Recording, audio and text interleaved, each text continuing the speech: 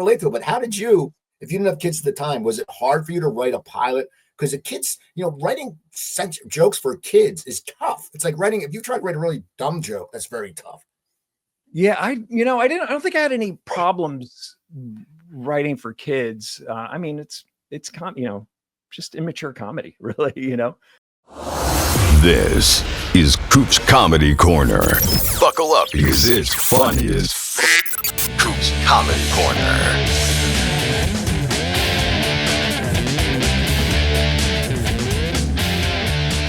Welcome to Coop's Comedy Corner. I'm your host, Steve Cooper. And I got to tell you something out, people. Jimmy Corhan, the guy who's a producer and runs Comedy Train Rek, did a great thing for me. If you go to coopscomedycorner.com, you can get merch. You can get Coop's Comedy Corner merch. You can get my business podcast, the Coop Tank Post merch. And you can also get Cooper Talk merch. T-shirts, doggy sweaters, mugs. So go check it out at coopscomedycorner.com. I want to thank Jimmy. And, you got to check out Comedy Train Rek. There's some great shows in there with you. Ed McGonigal has his show. We have Coleman Green. We have John Kensel. So check it out. And we have a great show today. And, I just learned, I have never met my guest in person, but I did send him when he had a health problem. I sent him an email, a message on Facebook, and I got to know him.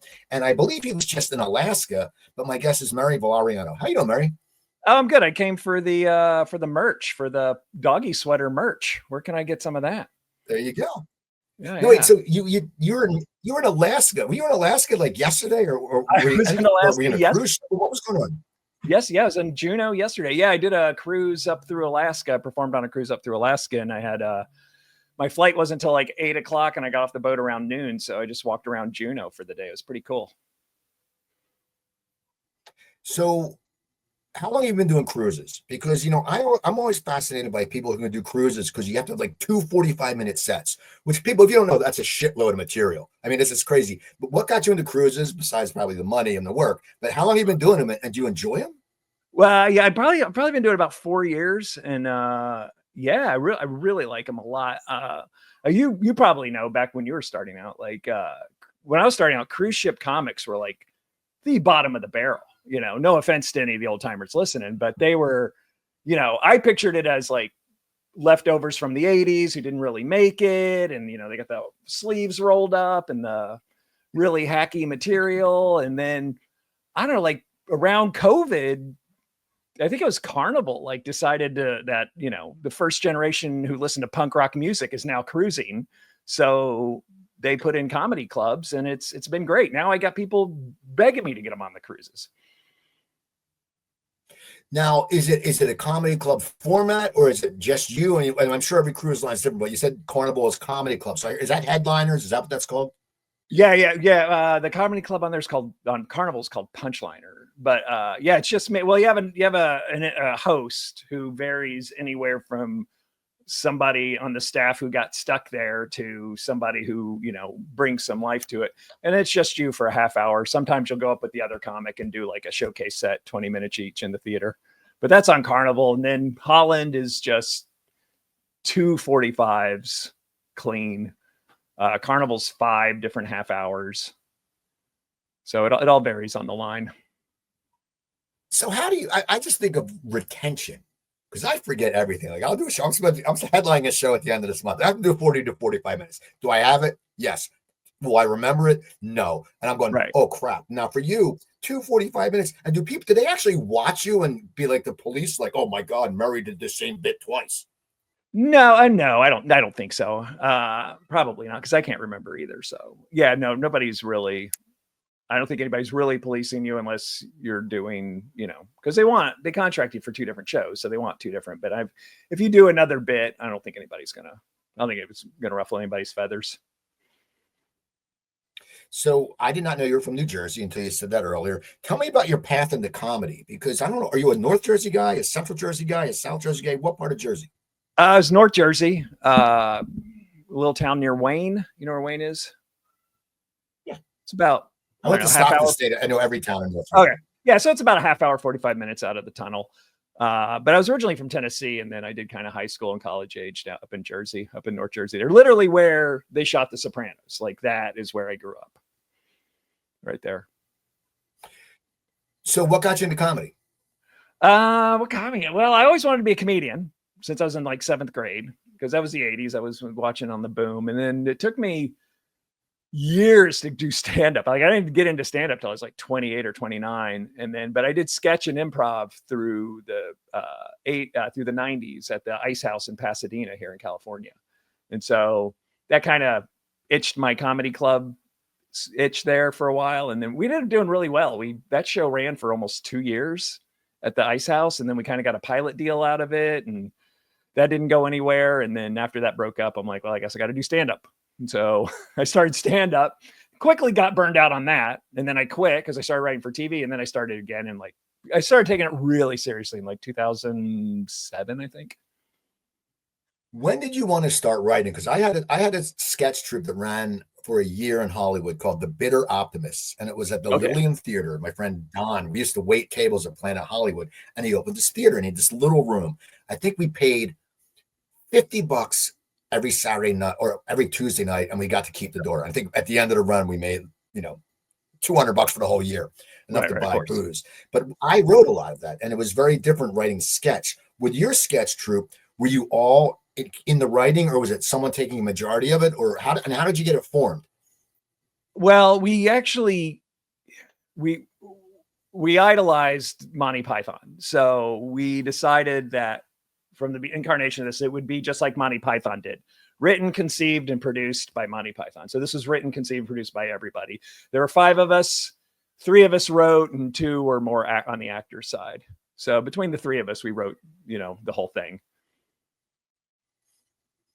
So how did you guys all meet? Because I was wondering, like, I met like a waiter at my restaurant, and then I couldn't get anyone. Everyone says like, "Oh yeah, we want to do sketch comedy," and you go, "Okay, well, we got a venue," and you're like, "Oh, I can't do it." And you're like, "Shut the fuck up." We want to do it. How did you guys? Because 5 people in LA is hard to get together. Yeah, we actually stumbled. All right, so it's a little bit of a long story. I'll try to truncate it. So I had been in a sketch show at the Ice House. This guy I met at an improv class put me in. He didn't get along with the booker, so he got fired.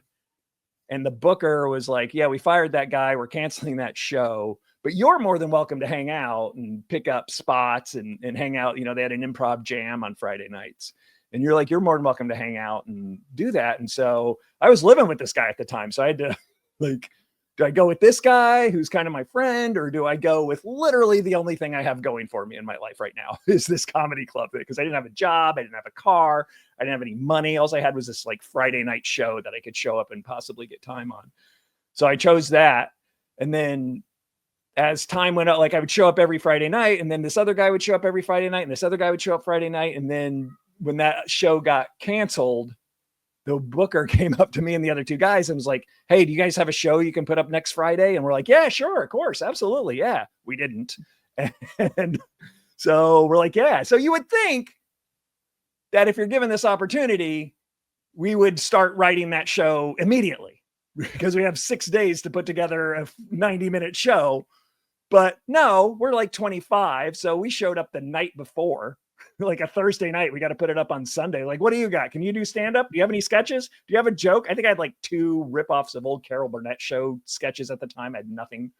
And then we put it together and we threw it up, and that thing ran for, dude, 4 shows a week for, I think, almost 2 years. What was it called? What was the group called? We were called Here Comes the Neighborhood.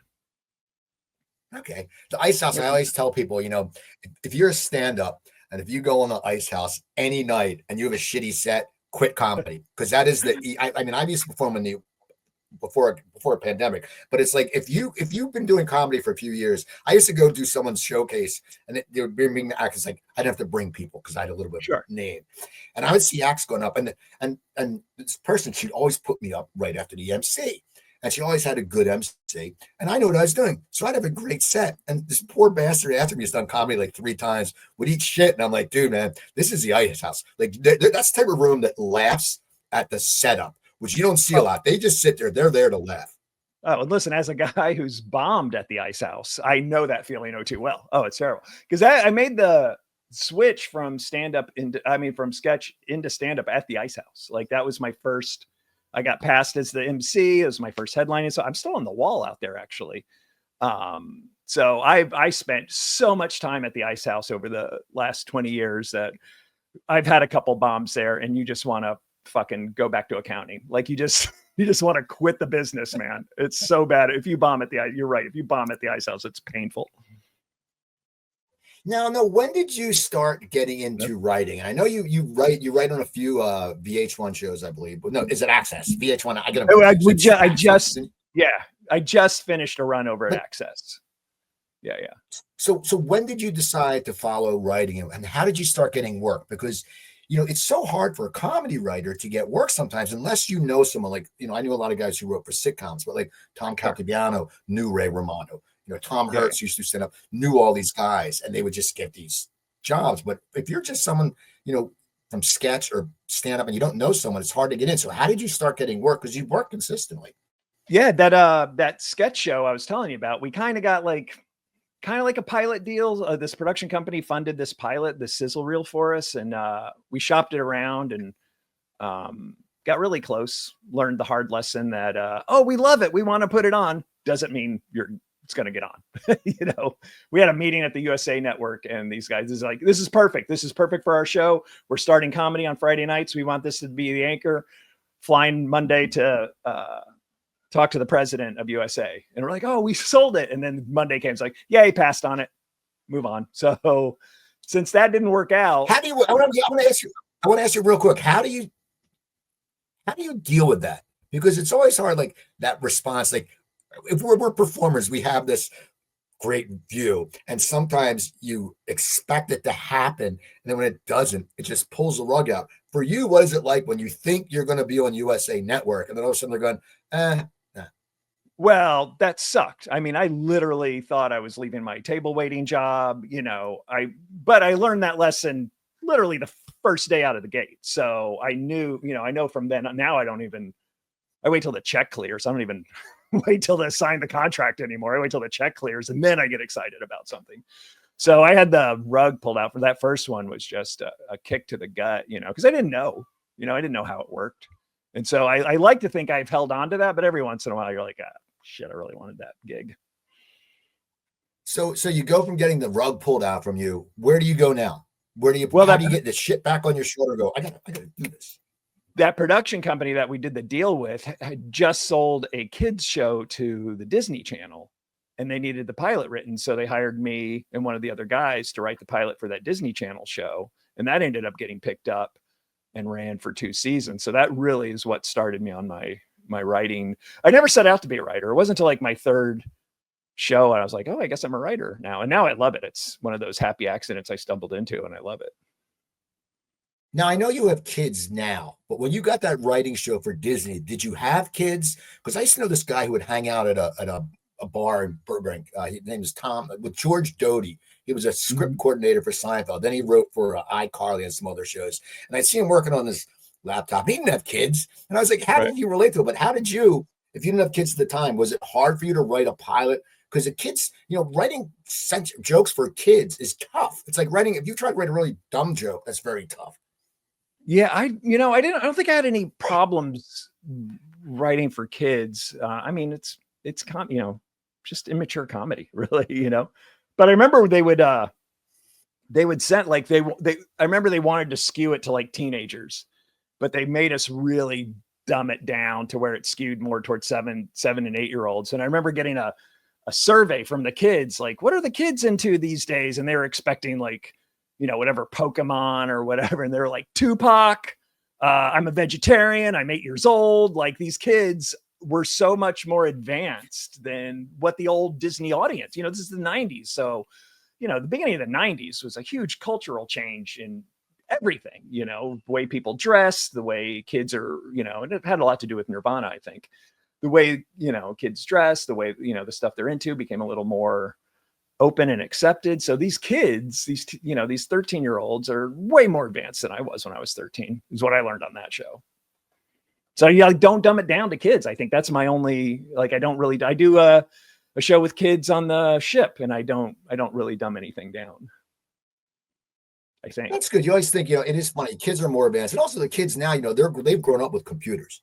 We Oh, forget that. Like their generation, they had computers their whole life. Like me, I think my senior year in college, we started getting computers. So we're not used to it. But those kids, and they also, I always say, man, if I went to college when we had access to like Google and Wikipedia, term papers would have been a piece of cake, because now these kids can just look up everything. Like you can say, and it's amazing. So I guess now you're right. Kids have become advanced, and it's just, but for comedy wise, I think it's different, because nowadays you have to watch a little bit what you say. I don't think it's as much as people say. People are like, oh, comics are getting canceled. I think that's bullshit. I know the shows I do, I always get like a 40 and up crowd. No one gets offended. Then there are people I know from the business world. So it's a different world.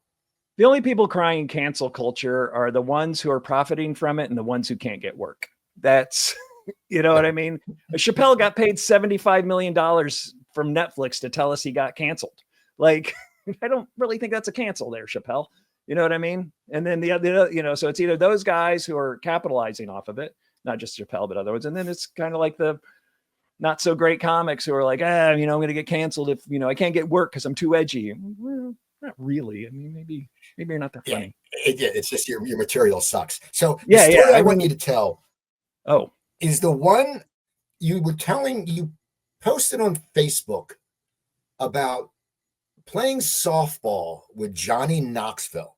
Oh, yeah. I want to hear this story, because it's funny, because like they were no one knew who Jackass was back then, right? No, this was before Jackass. So his name's PJ. His name's PJ Clapp. And when I was waiting tables, I lived in Hollywood, like under the Hollywood sign, like Bronson Canyon up there, and he lived up there also. And we worked at a restaurant in Brentwood. Well, he worked at Sunset. I worked in Brentwood. And whenever we would share the same restaurant, we'd share a ride home. And I think, speaking of kids, I think he'd already had a kid at this point. And so I got so I got to know him there. I got fired from that restaurant. Didn't see him for years. Got a job at another restaurant, and we'd play football on Sundays. We play we go play 2-hand touch on Sundays. And one day we're there, and I'm like, oh, that's PJ. He's PJ. I haven't seen him in a while. So I ran over, and it was him and all his friends. And we were talking. He was supposed to play softball but the other team didn't show up. So I'm like, hey, we're playing football. Why don't you come play football with us? It's 2-hand touch. And so he grabbed all his friends, and we all started playing. And these were the dirtiest, cheapest players I have. I literally have a scar on my knee still. If I had shorts on, I'd lift it up to the camera, of going out for a pass and somebody kicking my foot out from under me and just eating it into the dirt, man. We had, road rash and dirt and mud all over, but they were cool. Like they would totally cheap shot you. And then they'd like, hey, get up. Oh, that was great, man. Good job. We'll try that. And so we just got the shit kicked out of us for like 2 hours. And we went to work that night. We could barely even walk up the stairs. We're so sore. My legs are bleeding. I got a black eye. And then like a year later, I'm driving down Sunset, and I see PJ up on the fucking billboard, a cover of Rolling Stone, Johnny Knoxville, the new pain in town or whatever. I called my friend. I'm like, dude, remember that football? Yeah, we were with Jackass. It was all those fucking Jackass guys. And now I look back on it, it was Loomis and what's his face, the skater, and all those guys, the whole Jackass crew. It's so funny how, like LA is like that. And people who don't know there, it's funny when you leave LA, like when I moved back to New Jersey, I tried to explain to people, I would go out to a bar and you'd see someone in New Jersey who looks like someone famous, but it's not. But in LA, right. I would say, when you're in LA and you're at a bar, that person who looks famous, like I saw like, there are people, Gwen Stefani at like Kmart, what I mean? Shit like that. And it's just, people don't get that. And that's the thing, because some people do become, they get a break. A lot of people wait tables out there, and you're going to work with people. I have friends I used to work with at Gordon Biersch in Burbank, who she was the lead on when they did the remake of Knight Rider. My friend Tom Joy has worked for a long time. And that's the thing. Like did you work with any actors as waiters who actually blew up? It was Johnny Knoxville. No, it's mostly comics I got started with. When I first got out here, I hung out with a ton of like local LA bands. And I'm like, I know one of them went to go play drums for Tool, and like, they never they never became like the spotlight guys, but a lot of them went on to successful bands. But I think Johnny Knoxville is probably the most out of the actor. Yeah, that's probably the most I can think of that got it famous out of the acting thing. Now you're a big music guy, and Yeah, I for want to sure. know how long have you been loving music? Like, I sit there and I think about, how old are you? 50. I'm I'm gonna 60. turn How old are you? 50. I'm turning 55 in August, I think. So we got really lucky with the music because like we had older brothers like I did who had classic rock. Then I got the whole 80s. Then we got the 90s. And then that's when I sort of stopped listening. I'm not hip after that. But for you, what drew you to music? Because I think most comics, like there used to be this guy named Brian Whalen out of Philadelphia who was the best comedy writer. It's so funny. And he turned me on to the Replacements. And and he was a big Ramones fan. And I think a lot of comics got the earlier music, but what did you start loving music? Well, we gotta go to the history of Murray Valeriano right here. So I grew up the son of a born again preacher. So I wasn't allowed to listen to music. I wasn't allowed to go to the school dances, I wasn't allowed to go to movies. I wasn't allowed to do it. As a matter of fact, people always say, whenever I tell people that, they're like, oh, you grew up in the movie Footloose. And I always say, yeah, my life was so much like Footloose. I wasn't allowed to see the movie Footloose. So I didn't get into music until my late teens. And then once I could sneak in a stereo, and then that's when I really got into it. And this was the 80s. So you had all that great 80s music, but then there was all that classic rock, hitting the airwaves too. So I would go and just follow the path backwards. So like Yes, like I discovered Yes from MTV, then I went back and saw all these, amazingly boring prog rock, 20-minute organ solo stuff, so it was a really good time to really discover it, I think, because you had the left of the dial, you had Replacements and all that stuff. You had hair metal, you had the resurgence of classic rock bands, you had post new wave, hip hop had just been coming in. I went to, an inner city school there. We're listening to Run DMC and Africa Bambaataa. And so, yeah, I think the late 80s, it was a really good time for me to discover that music. So you're a guest a lot on Pat Francis's podcast, right? I'm a co-host, a revolving co-host, if you want to throw labels around. Okay, yeah, I know you. So how do you know Pat? Because I know you. I don't know how I know you. It's one of those things. People. I think because John Lamoureux knew Pat. I know John from the Hustle podcast. Yeah. And so how do you know Pat? And how did you guys start working together? Because Pat's got a very good podcast. Right, It pisses me off sometimes. He gets some guests that I can't get. Like, I'm like, God damn it. I'm like, he's getting Stuart Copeland. I'm like, come on, man. I've gotten, Kenny Jones from the give me Stuart Copeland. But it's that we both respect each other because we know, like me and him have talked about it, why some people go, why'd you get this guest? Like, because we've been doing it forever and we have good guests. But how did you guys start the show? And would you consider it's music and comedy, right? Yeah. It's music and comedy. I got into it late. He had another co-host in the beginning, and then that guy kind of up and left. And I met Pat because I was a guest on it. And I actually met Pat at a Nick Lowe concert. Me and our mutual friend Mike Siegel went to see Nick Lowe at the Troubadour. And that's where I met Pat. And then when his partner left, he asked me and Mike Siegel and Christy Stratton to co-host. So we're kind of a revolving co-host through that. But it's a really fun podcast. I love it. Now, do you do the interviews too, or do you just do the ones that are about the albums? Like, tell us about some of the shows you guys do. Well, no, he handles the interviews. He handles the interviews, and he's got some great interviews like Bon Scott from AC/DC. Not Bon Scott. Bon Scott's dead. Brian Johnson from AC/DC. Yeah. He's had great, like you said, I think he might have Roger from The Who coming up, or I forget. Anyway, he's got some big ones coming up. I'll do like, we're going to do the Rock Hall episode because the Rock and Roll Hall of Fame is coming up. And I tend to do like a topic, like give us a topic, like, songs with color in the title, and we'll play various songs with different color. And those are the ones I tend to do and like to do. There's so much planning going on in the interview, but I don't want to be a part of that. It's funny. When I do my interviews, even with the stars, I know their work. I don't write anything out. I just let it fly. And I said, well, if you're a fan, Yeah, and if you're a Right, fan, it makes it easy. you don't have to do the footwork of it because you know it all. So give me some of the other things you've been writing on, because I know you were on a show, I believe. You and Pat, weren't you on a TV show on Access talking about bands? Oh, Or Pat yeah. was? So yeah, I was. Yeah, we both were. I was jumping. We just got the shows just got canceled.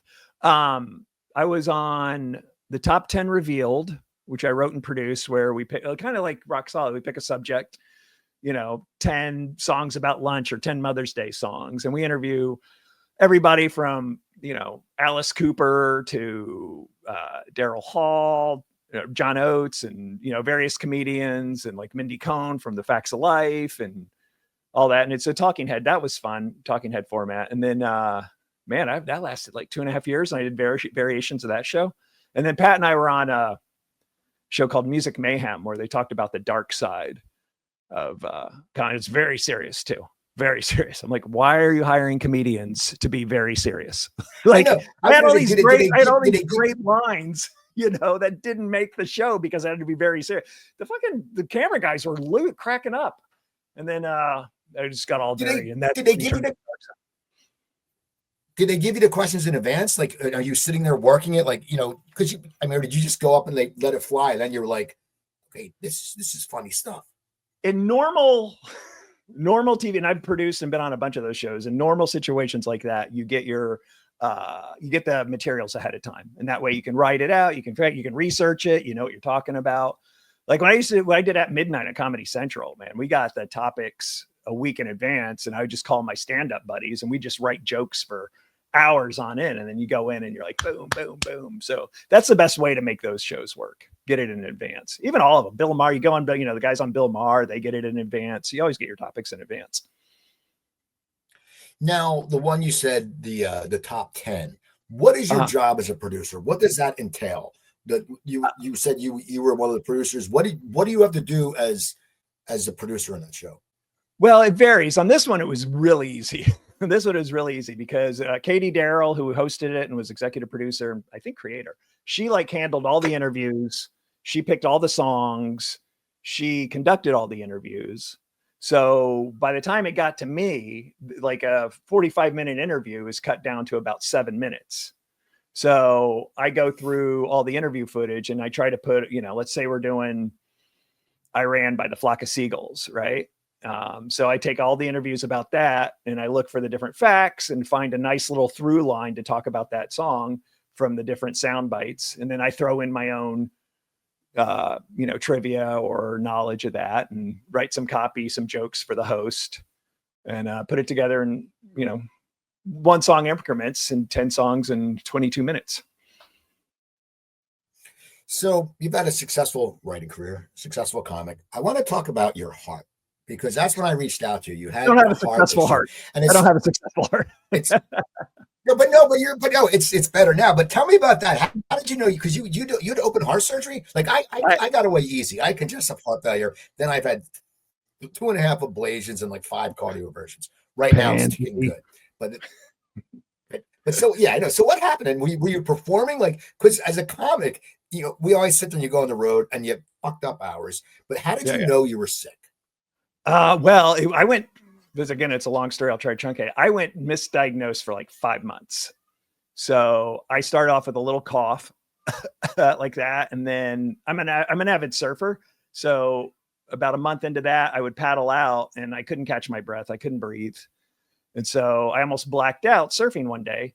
So I went to the doctor and they just kept x-raying my lungs. They just kept going, there's something with your lungs or something with your lungs. And so that went on I probably went to the doctor once a week, 5 times for different inhalers. Try this inhaler. That didn't work. Okay, try this one. And then I was on the road up in Washington and I just had a CAT scan the day before. And they were like, get to the hospital now. There's something leaking into your lungs. We can't figure out what it is. And so I ended up going to the hospital up there and my mitral valve had completely just stopped working. And my atrium was filled up with blood, not to get too graphic for your listeners. And it was leaking into my lungs and drowning me basically. So the guy told me, I'd be dead within a month if I didn't get surgery. And so that was my first surgery. And then I had another ablation last year. And then I'm online for a possible pacemaker. We'll find out this week.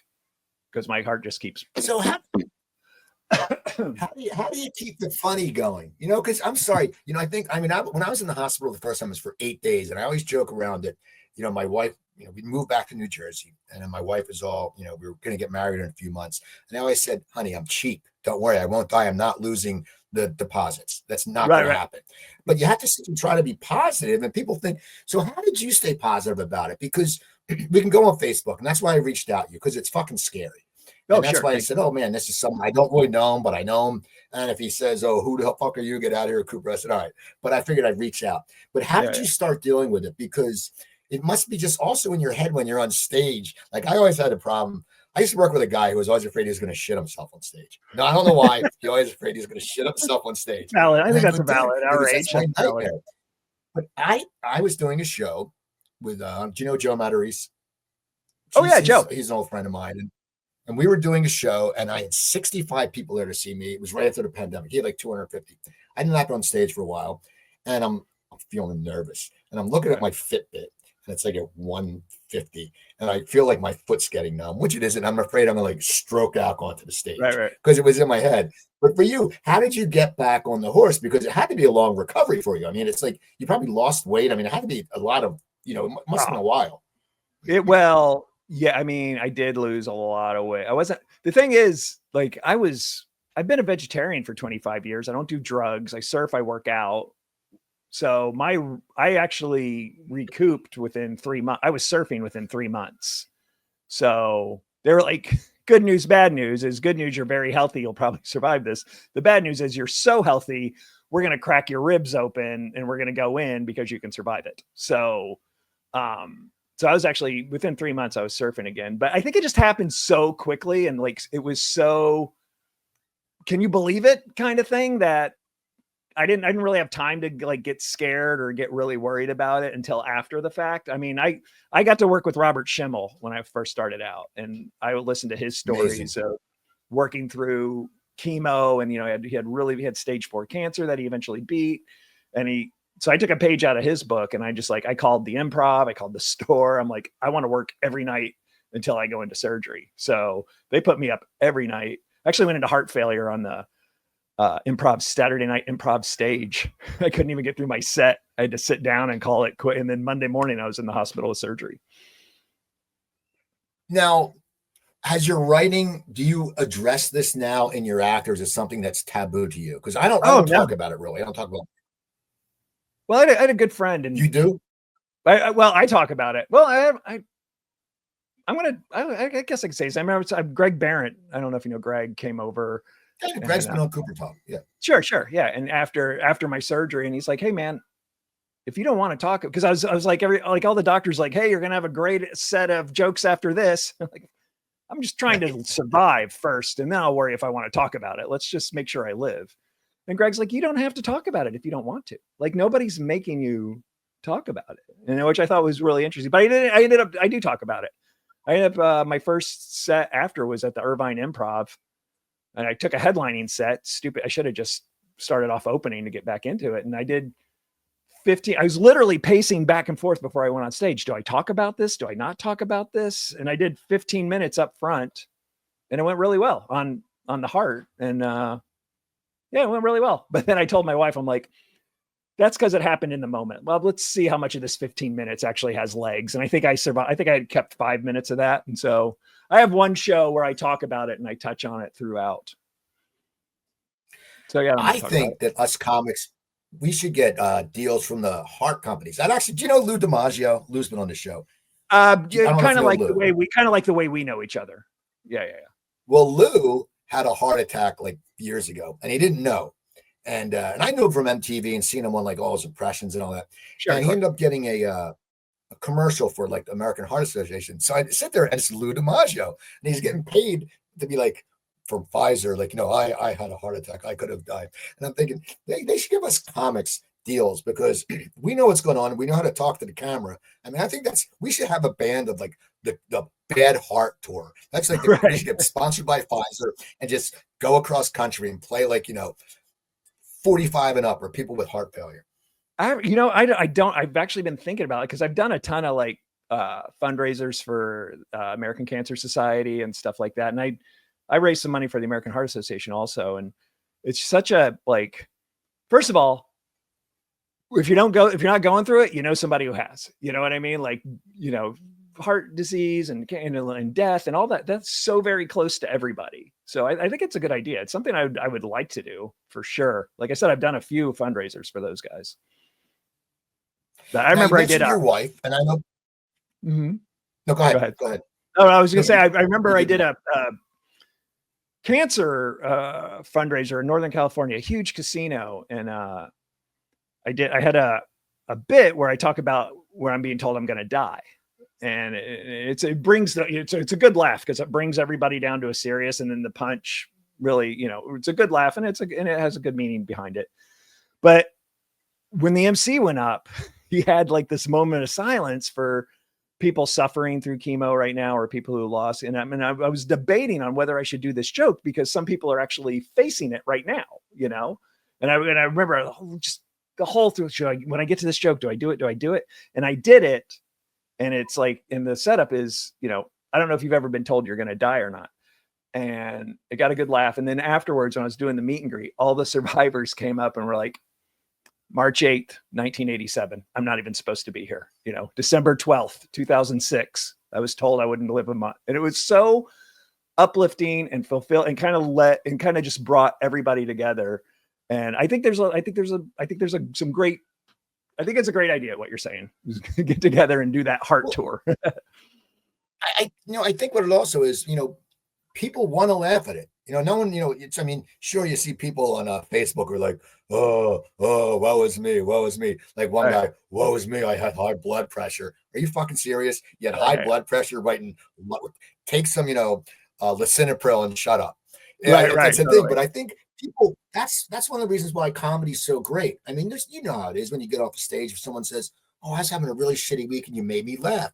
And I think sometimes it makes it worth it. And when it's death, people don't talk about that. I mean, I do a bit about, you know, I was doing a storytelling show for Mark Riccadonna, and I told a story about me getting Indian Viagra because after my heart thing, I had to get Viagra, but it was so expensive that I got it through line. But I said I had congestive heart failure. People look at me and I said, you know, it's bad because it says failure, and then it clicks with people. They go, oh, okay, that makes sense. And I think that people we have all gone through it should talk about it more because it makes it. Someone in the audience is going, holy shit. This guy Murray, look at him. You know, he looks like Patrick Fabian. He's up on stage and he's telling jokes and he's fine. And I think it's something that, as a comic, any comic who's been sick, I think it's sort of like something we should talk about.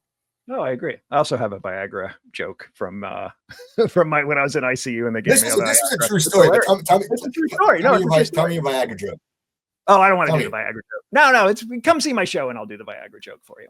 How can I see your show? I'm not in LA, but people, you go see them, they'll tell the Viagra joke.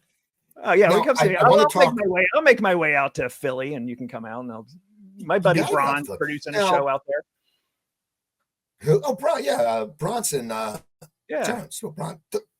Bron. Yeah, he's over media. I didn't even know he moved back. Yeah, and I have a family and all that, like Bucks County area, so that's where he's at. So he's back. He's producing shows. You should reach out to him. I'm headlining people June 28th at Pizzeria Uno in Newtown Square. I'll be headlining people, so come check that out. I'm doing a nice 40 to 45 minute set. Also, July 9th, the Soundplex, myself and Chris Kosha. Your wife, I remember I messaged you. Your wife is a costume designer who was up for an Oscar, right? Now, did you get to go to the Oscars? Yeah, she's been nominated 4 times, I think. So I've been to. Have you gone to 4 of them, or have you gone to any? Yeah, I've gone to all 4. Yeah. Tell me what it's like to go to the Oscars.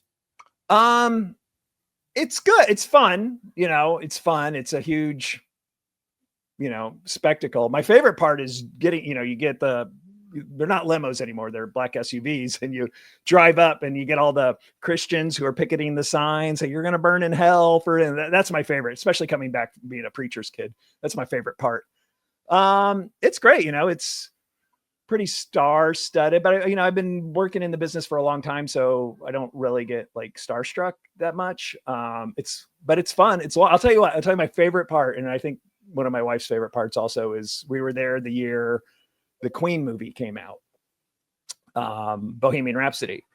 And so we're in the front row because her category was in the first act, and it goes to black, and it just starts with "We Will Rock You," and the curtain drops, and it's Queen fronted by Adam Lambert.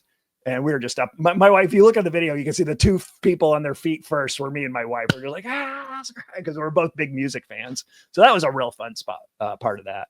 And then I met Brian May over at the BAFTAs that year, which was an awkward meeting. Why? When you're sitting there like, oh, I mean, it's something that when you meet someone, like if I met Springsteen, I'd be like, oh shit, I don't know what to say. But why was it awkward? Well, all right. There's a little bit of a name drop situation. Well, I guess I already have. All right. So my wife hit it off with Spike Lee at a party beforehand, and he was doing a movie and he wanted her to do the movie. So they've been going back and forth. And so we go to the BAFTAs and I see Brian May come in. And the woman from Netflix, who was kind of our guide, was like, oh, I want to try and meet Brian May. She's like, come on, right now. We're going to meet him right now. You're not going to meet him later. Let's go. We're going to do this. And I'm like, oh, Mary, I'm going to go. I'm going to say hi. And then I'm going to turn and then you can take a picture. And she's like, okay, great. Yeah, that'd be awesome. She knows. So I go, hey, Brian, I'm Murray. I'm a big fan. Can we get a picture? And I turn around and my wife's not there. She's like completely gone. And so I'm sitting there with my arm around Brian May, who's got 3 feet on me. The dude's tall, right? And he's just like, whatever, creepy guy, I gotta go. And he walked away. So I made an ass out of myself in front of Brian May. And I look for my wife and she's over there exchanging numbers with Spike Lee. Well, that's always good. So yeah. These days, what do you prefer? Do you prefer writing or do you prefer stand-up, or is it a tie? I mean, it's hard because it's two different things. One, writing, you're by yourself. Comedy, writing, you don't know if it sucks or not until someone reads it. Comedy, right. You know if it sucks, if you go up on stage, it doesn't go left. But what do you prefer? Because you've been doing both for a long time. Yeah. I mean, I've been writing before stand-up. I love them. I mean, I love them. I love them both. I think they're great. I like I said, I stumbled into writing, and it's one of my favorite things to do. Like I wrote that story about Johnny Knoxville. It's just something I wrote out because I love writing. When I'm not working on a show, I'm in the middle of writing something else I'm going to post. I should probably start a Substack, but I haven't. There's just something about, and the difference, like there's a difference between writing jokes on a page and performing jokes in stand-up. Like you can write the perfect joke and it's hilarious and it'll never get a laugh in an audience. They're subtle differences, but they're big differences. So it's a different style of writing, which I really enjoy. And I enjoy both of them actually very much. Now you mentioned you came from a Christian upbringing. Oh, you don't have to. No, it was full on Christian. There's no quotes there. It was born again, church 5 times a week. What were your parents' reaction when they found out that you wanted to go into performing? I mean, was it something I think it would be hard because as you said, you couldn't see movies, you couldn't listen to music, and here you want to write movies or write TV. I mean, what was their reaction to it? And had they come to grips with it? They've come to grips. I think it was just so far out of their just knowledge of anything. Like I don't even think they understood what it was until 15 years into it. You know what I mean? I would send them like shows I had written, and my mom's go-to would be like, well, that looks very professional. Like she just didn't understand. I don't think she understood the concept of, especially writing, because people really, they see the stars on stage. They don't, the celebrities, they see them on TV. They don't realize that there's, 15 writers behind it, so I don't think they really understood it, but they've come around and they've come to see my shows. And yeah. Now, what is your favorite show? If you could pick one that you've written on, what is your favorite project you worked on? I had a show, and I just had lunch with these guys today, as a matter of fact, before I got here, on CMT, which I think is around. Is CMT Country Music Channel even around anymore? I'm sure it's NASCAR channel or something. I know, but I don't know. But I had a clip show called Country Fried Videos with Bill Engvall hosting, and that ran for 6 years or something like that. And it was right in that clip show boom, like right there in the middle of it. And that was just, we laughed every day for 6 years. It was great. We had a great writer's room. We all became really good friends. Like I said, I just had lunch with them today. I went to one of their weddings, and it was working with my friends for 5 or 6 years. It was a blast. That's definitely one of my favorites. Now, for sure. You're in the entertainment business. You live in Hollywood, in LA. A lot of LA, the industry's moving. It's getting out. So have you seen an effect on that? Because I know actors are like, well, first of all, a lot of these guys, Reed Diamond and Xander Berkeley, the guys moved to Maine. They're like, we can sell our house in the hills for a shitload more than we got it for a move. Have you seen have you seen a difference in your work calls? And is there any chance you would leave LA? Because writing is a lot more, like Mike Rowe from Futurama is moving to Connecticut because he said we can write anywhere. What is your thought on how the entertainment industry in LA is going to be over the next few years? First of all, I haven't heard Reed Diamond's name in forever. That goes way back. I haven't seen him in forever. Right now, TV is hurting, man. I have a Monday night poker game with all that guy actors, and nobody's working. I've got this music and comedy game show I'm trying to sell that I'm doing live at the Improv next month, and not getting any bites on that. So I don't know where we're in a weird transitional phase they don't know what to do with streaming. They don't know how to make the money on the advertisements.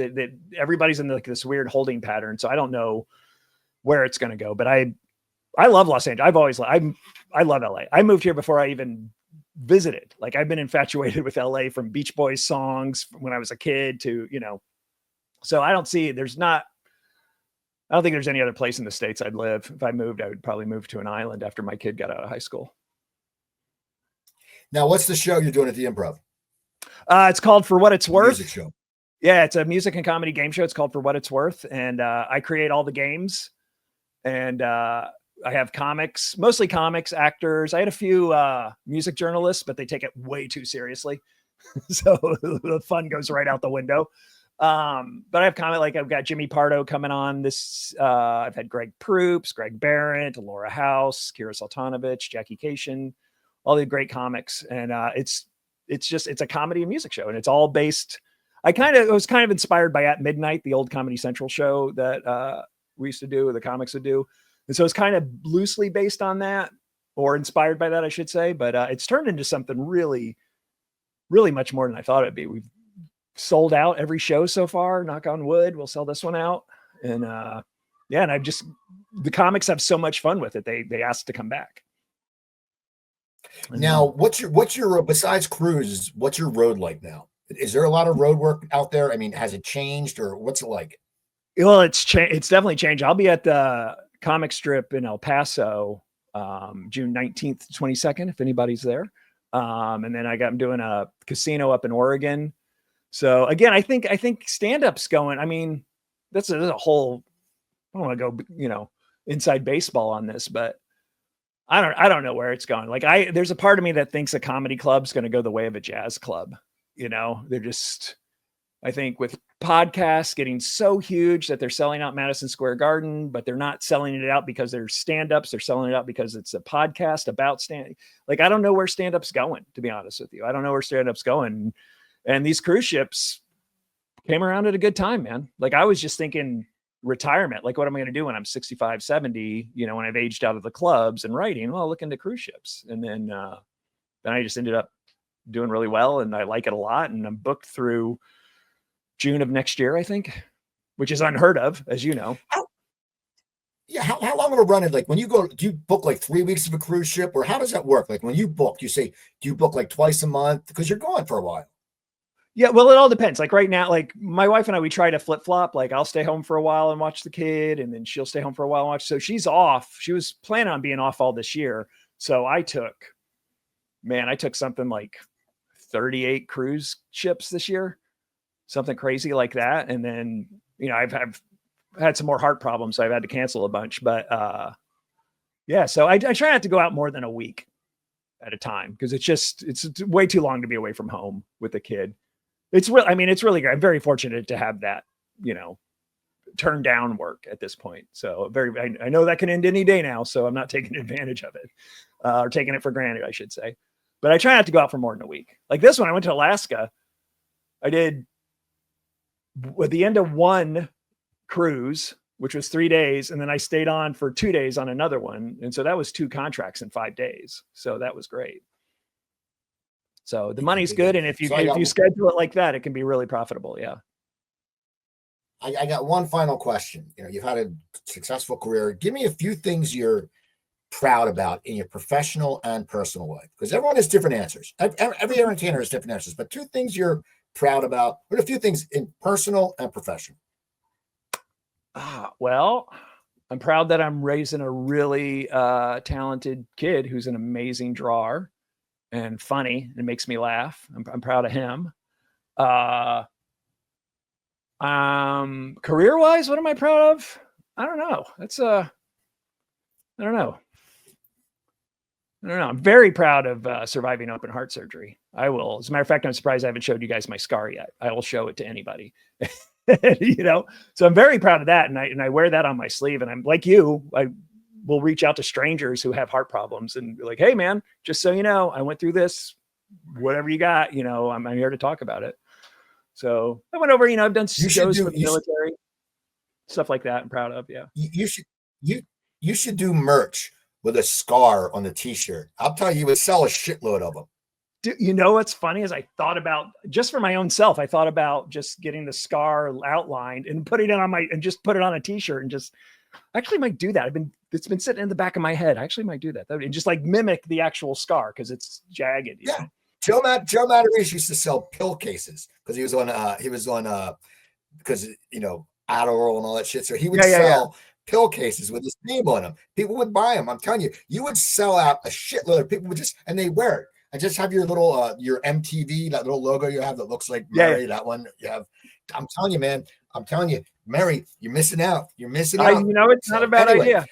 I'm always looking for new merch. You know that. Exactly. So I want to thank you for coming on. How can people find out where you're performing, keep up with you?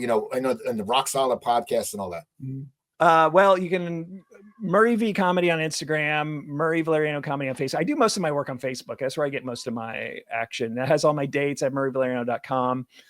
You can watch episodes of my game show on YouTube that are up there. Mostly Facebook and Instagram these days.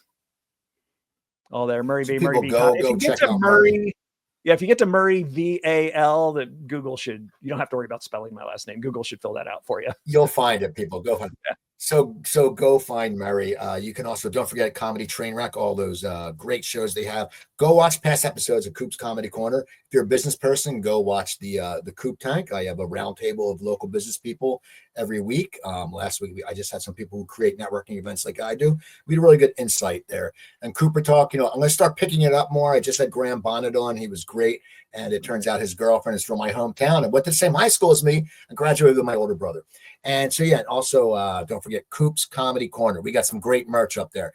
Jimmy did a great job designing it. I mean, you got the Coop Tank shirts. You got Coop's Comedy Corner shirts. You got Cooper Talk shirts. I have this new one with my heart that says Cooper and it's a scar. That will be up there next week. And I'll be stealing Mary's shirt. And so I want to thank you for watching, and please rate the show. Keep following us. And you all have a great week. Coop's Comedy Corner.